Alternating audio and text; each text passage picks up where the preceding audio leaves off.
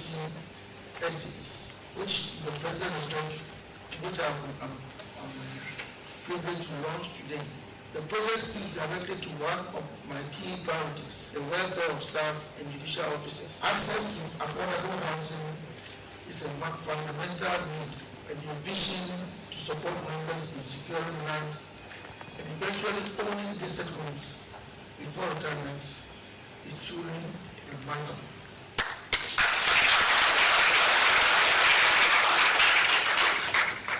You will realize that in most cases, when courts are built, they build the residence for the judge or the magistrates, forgetting that apart from the judge or magistrate, there are going to be more than 20 other persons working there. So you find registrants, fourth class, posted to areas where they can't even have access to accommodation. Yes. They live in houses owned invariably by persons who turn out to be litigants in their court, and it becomes a very important, very difficult situation. The registrar lives in the house of this rich man in town who is so litigious that almost every civil action in the court in the court has his name. It has his name as either plaintiff or defendant. When it happens to Chief Justice Paul Bafo Bonnie Nene Ena Yetieno. Chairman a Parliamentary Select Committee on Health. One son Rashid Janidi Mama for one Namdam. Ononyam for Dr. Mark Ket Nawani. What the Nano Atumbi at the first zip line, and I think so my Ghana contraja at that yentem, and I think so drones are a warrior at the Mayan, say drone, Moja Huya dear, you bet me a smart drone, and yet a free bear say Kumase, Sunyane drone the back course sia. Na ononya for Dr. Mark Ket Nanda Nawani HSA. No kwasem pass a Ghana ye can ye hawa and ye drone ye here. Dabi was say ye ka a moja nebiniho ye nin crofwa one through a pepemo a cocochi moja elisiwo abrano ni abrano ye wo moja nanka drone nke hu hia enti wo hwe anisadi hu na amampani dada na be de akire Dr. Mamadu Mamienya ye no was plan ne o my Ghana ye de yense kwasha pamase na wa ye drone de ama yense yemfa moja enkom ya me ba bia I was say dabi moja ne na ye nie na emom enye drone ni hia.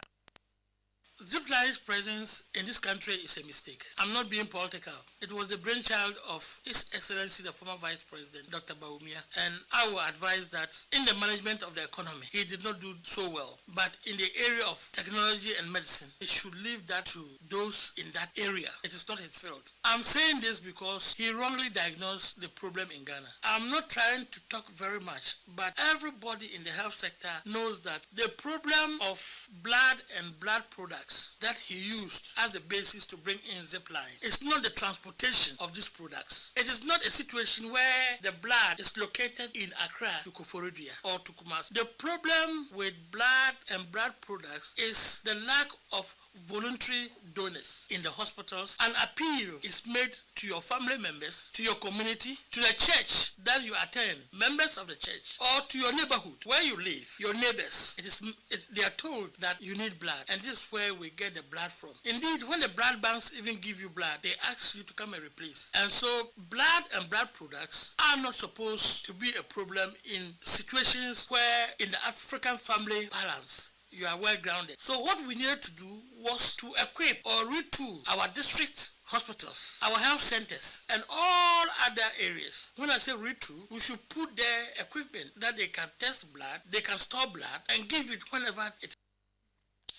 Harisha Sre anyway ononya for Samson ahi wano ena ekasa ye na fei mayentu aswe National Coordinator Edema District Road Improvement Program DRIP ononya for ni Lante Van Dapoe wadina no tumbi adefa Ghana Yesuku na fe so enhyehyeye ahodo ho wo sese kra de ehu se okyerechire ni ebetimi akase abofra ye bone ana so ebimba betwe na so wosuro ne nkwa wosuro esase suku ni a wogina hoi woso wasene na bati se tie ni ono so se bi ono so wayire wo ma na ho den kwofom na brante tu hye ne so bona na oye ne den o se e wo se Ghana ye humasua enhyehyeye de timi dan ne pa ni atutu ni amaye sanse indiscipline na ekoso wo suku sa hodo mu no kwasem enye enkasa ye kra femfa ye ho na dachi ya nhwe ye ni entuso na mo a ebeha ye mpa wade nsam etudwa ebra na wone ensentrofo ehia watwetwe enkomo.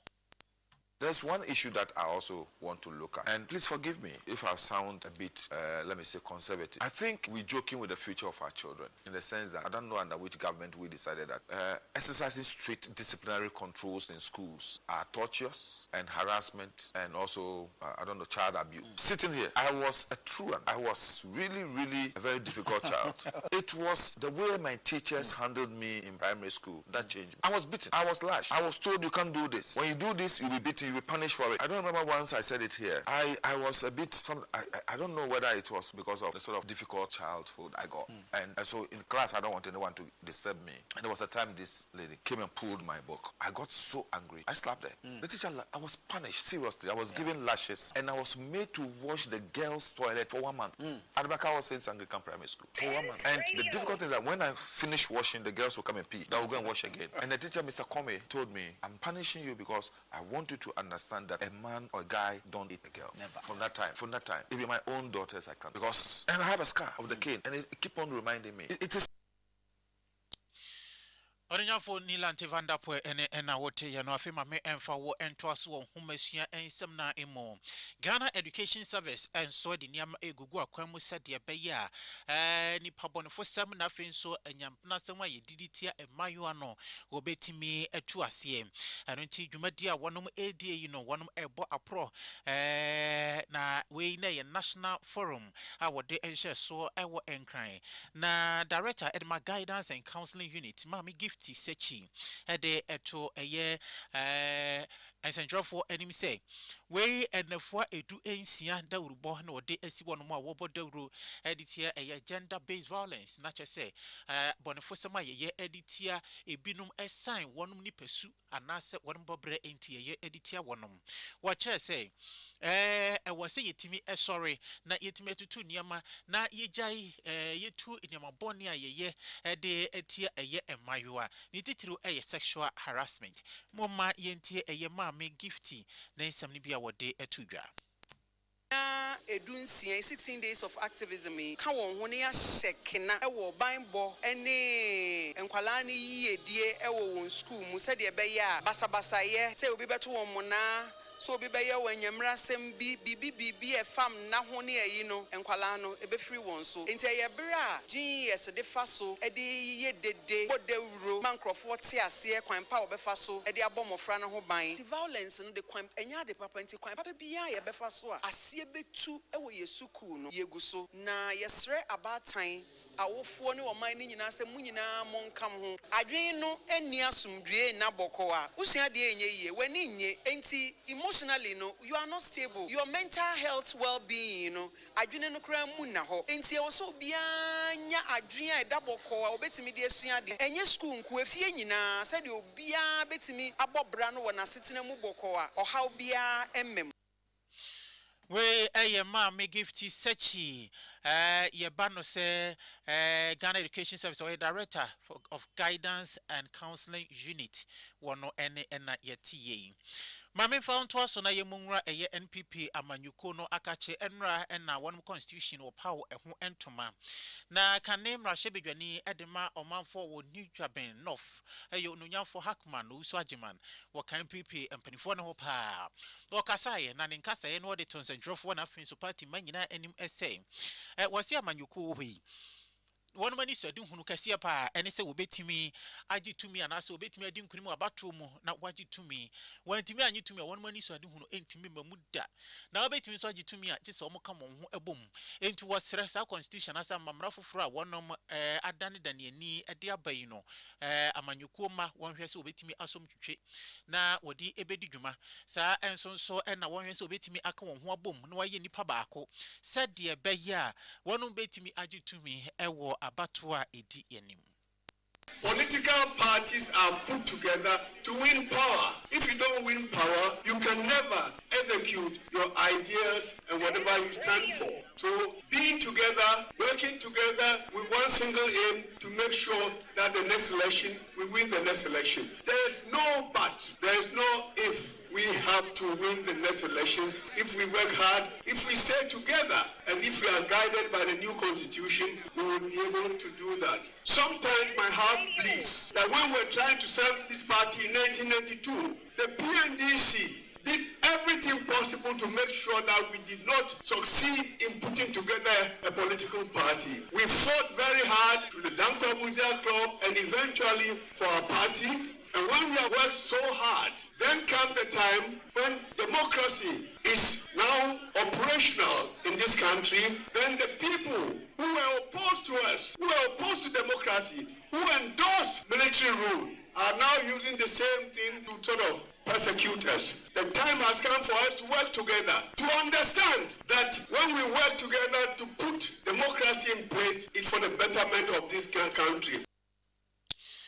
Na samno enono se mukamu hubomwa ena ebeboa mukamu hubomwa ena mubedi enkunim ewo abato a edi yenim eba no yentoa ensamno eswe eye DVLA Vehicle Licensing Authority Driver Vehicle Licensing Authority wonom ensha wodi agu akwan mu senya me adoma afia yesimu number plate shine bia ka number plate ni yesesa no na wonom edide uruboi enam Ghana wo bepie mu wasante mantam Kumasi emu na eno ena Deputy CEO Owura Foster Kwesi Asante wode to omanfo anim say obi a enhwe yie na Goro Boys aye kano middleman yenyi omu fimfrim se open number plate ampache wa ubetimi ankasa apply uwia waba office we be kire odabra na bra beje eno ansa woba na waba beje wade men konkofa eye Goro Boys bia so wasi afi besim na free January edi ekosi April no wonom number plate foforo na aba no wonom be register cars a yen register dada no eno no wonom be ye free January edi kosi April na fei aban so cars no wonom be ye sabe krona mu hafi wo mu wi a free April May June edikosi December 31st no na fe cars na wo register dada a wono mewum na fe yesesa mo so na ma plate no enti omanfo insurance so e wo sa kwan so comply by what the law now says. I'll advise the general public that with this new registration system, they should try as much as possible to deal directly with officials of DVLA. Let's try and avoid any third party who will pretend to know better than what the DVLA officials know. So if you walk in here to do your registration, kindly walk to the customer service seat or center, seek information. They will give you directions as to what to do and where to go and when to come for your number plate when the time is due. We intend registering the unregistered vehicles as well as vehicles of government institutions and agencies from January 2026 to April 2026. When we are done with that arrangement, then we will start registering or re-registering the existing vehicles, and that will be from April 2026 to 31st of December 2027.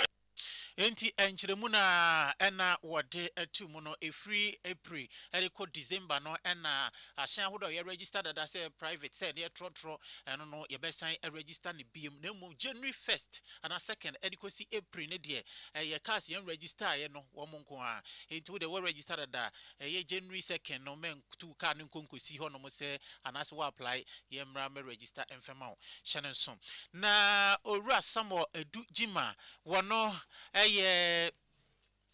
assistant planning manager ewo National Road Safety Commission ura Samuel Edu Jima wono de wode kokobo edko edma mo amode mo cars e ma spare drivers no afi obi a na moja o car de ma no se onfenko wasisi ano dia eba no se wodo car ema obi na se nipa ndiko kodin samone ne yantimi anchi nipa na wo information e wo e ka no wo ho ne beba beje no na wo so ne beba o car. You know that a lot of people hide under the disguise of not owning the vehicles they drive and then they misbehave on the road. Sometimes people cause crashes and then you can't trace where they are. You can't even find them to bring them to book. This system is going to make sure that even if you're going to give your car to somebody, you are going to make sure the person is one qualified, to the person is responsible. Because if the person is not responsible and wouldn't take responsibility for their actions, they are going to bring cost to you, the owner. Once the registration number is captured to have committed an offense anywhere, a message is sent to you to go and pay some cost that will deter vehicle owners from giving their vehicles to people who are not responsible. Anya obia na woso nipa no ba bejo ka atwia pacho bisa ne license na fi nipa no hwese onye basabasa ye yade be sorry eya fisam eso no enra ene ketia KMB for enafisu ketia adwadifo a wonom etete ekwan na no ene na nyasam ketwa adwadifo ekyese mo na mama yetumi enti yenni bia ye wodwani muntumba kyese me yenni dwa na me yenton ana onunyafo kinzuba wakyese owura kinzuba pa ibotu o so sapa papa ene omanfo ni bi wonum bufuye na wonum kasa no ebi eni no higher no yantia na ya duma me ma ama me ten me twa me table to me twa me service star and zuba what the soldier 40 na ya to da bia what the soldier zuba ba yan da bia go the higher agent zuba the soldier for pam yan adai adia ya zuba stay ya to aba no ma yan di anam say ya need store and ya need mo hwaye because the one came here they will show you so stone water do me buy a boss me to do wa who to me can na me ko ya announcement me ko me ke bia ontie also the can ko I'm not here I just came to the shop to buy stuff I'm not here asking me to pay 400 cedis and I said okay give me the receipt I'll pay that 400 cedis you are requesting the money before I give no in the first place you don't even have any receipt to provide me you just want me to give you the money na technical advisor Edma Mayor eye Ura Francis Dodovi wacha se da bi enye sakra womo nyi sika bia wo bia ho nipa krampo wo onunyafo kinzuba ka se obi aba beji sika no de ni ba emfema no womo nyi sika bia wo bia ho. We will not receive any service charge from those selling on the main entrance to the Dubai market, so to call it. What we take from them are the licenses for the stores. So that is it. Nobody take any service charge from anybody. So whoever took their money, yesterday the mayor was saying that if somebody come to you to collect your money, that he's going to give it to mayor. Tell the mayor, go and tell the person that he doesn't want any money. So don't give him any money. And I don't know who took their money. I don't know the reason why they will be on the main entrance. A big project like that. How can you occupy a major entrance? That is what we are trying to prevent.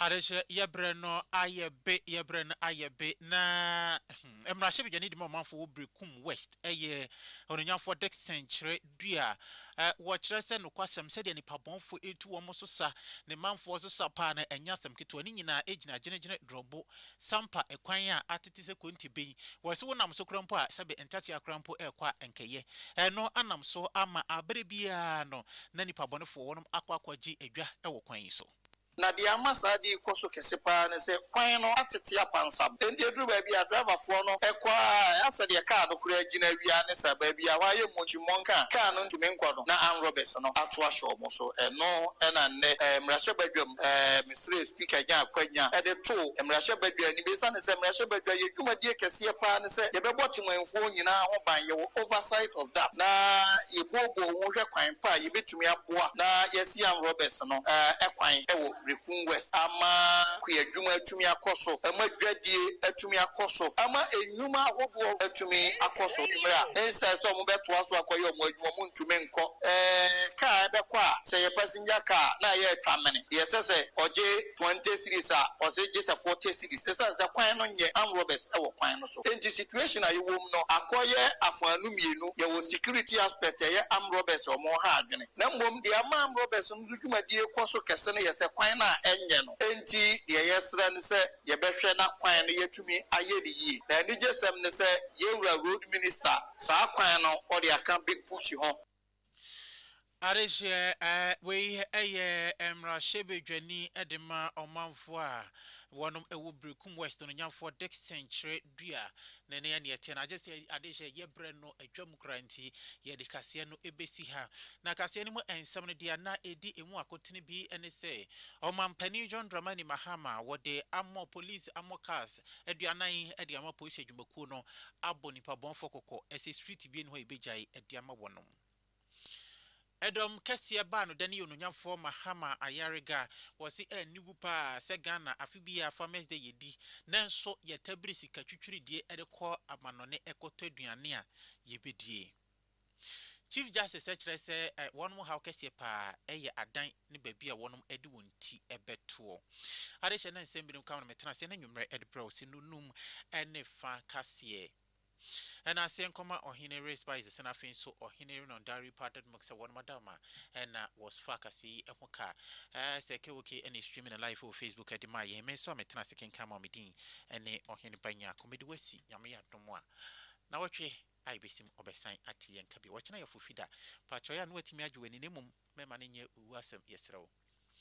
Midiani Ohine Banya comedy wesi macro. Pent Radio 100.1